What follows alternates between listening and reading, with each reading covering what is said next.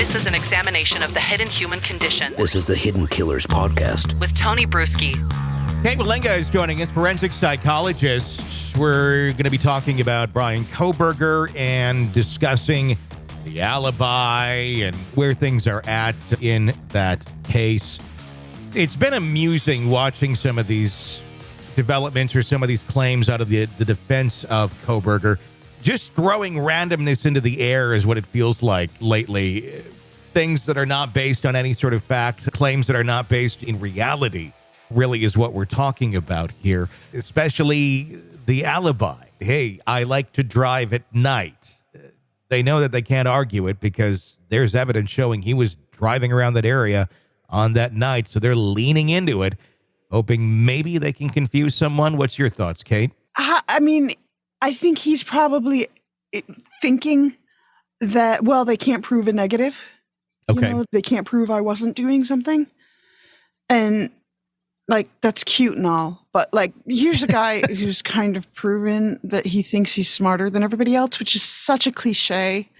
Most inmates, whether they are in the process of going through adjudication or whether they are already incarcerated, they don't actually have very high sense of self-esteem. He seems to be the exception that proves the rule. He really thinks that he's got an answer for everything. And the reality is, if it was just cell phone data that was pointing toward him, then okay, that's a reasonable enough excuse for here's why I was in the area. But there's too much. He's starting to sound ridiculous by this point. He's starting to sound like a clown. And at some point, he's going to realize that. What I'm wondering is the attorney, Ann Taylor, she's the one who's having to deliver all of these statements.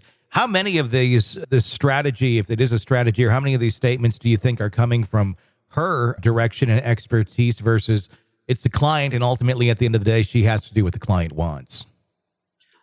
My suspicion in knowing defense attorneys is that by and large, she doesn't want to say anything right now, because anything that she says, whether it's in a deposition or whether it's at a press conference, that becomes fodder for the actual trial.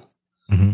And you get locked in to that story. And then do you go to court and say, well, I was lying then, but I'm telling the truth now? Or do you say, well, I was telling the truth then, but I'm lying now? Either way, you don't want to get caught in a lie. Mm-hmm. And so by and large, you don't want to talk. Yeah. But if your client is sort of directing you to, especially, he strikes me as the type, and this is full conjecture, but he strikes me as the type to say, well, if you don't do it, I'll find somebody else who will. I'll write a letter to the news media, or I'll make a phone call or something like that, because I want people to know this. He studies criminology. Criminology is so different from forensic psychology, and it's so different from law in general, either prosecution or defense. And I think he's learning that right about now. Very much so. It does make you wonder. I was making the reference earlier. It almost is, I'm speculating, is she being held hostage to a certain extent of exactly what you just said? If you don't do this, I'm going to do that. And it could lead to, being accused of being ineffective counsel or something of that nature in order to keep things on track. She's just kind of like, okay, you hang yourself if you want. Or is there a strategy here? Is there something here where this is going to go back to maybe the cell phone data, the triangulation? And if they can somehow poke enough holes in that or create reasonable doubt around the idea that, well, maybe that data is not that accurate, then that creates an even more reasonable doubt, even though it does kind of come from a ridiculous alibi of I just like to drive around at night. But it does provide an opening to really attack that data and say just how inaccurate or accurate it is, or the possible proclivities of what that sort of data does present. It could be in the process too, strategically speaking, of let's cut a day or two off the trial, because cell phone data in an actual trial is so incredibly boring. Like it just is, because you have to go through pages and pages of data and documents and numbers and, those of us who watch Dateline or Forensics Files, we're like, oh yeah, cell phone tower data, no big deal.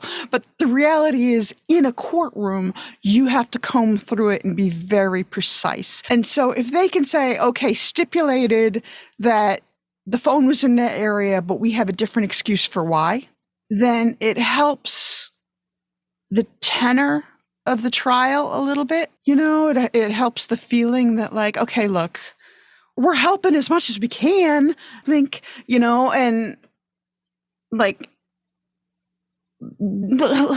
he's a smart guy who sounds stupid. And having gone through grad school, let me tell you, that's super common, that people think like that they're really smart in one very specific area, or they're really book smart, but they don't know when to shut up. And that's kind of what this is sounding like. This is an examination of the hidden human condition. This is the Hidden Killers Podcast. The Hidden Killers Podcast. With Tony Brueski.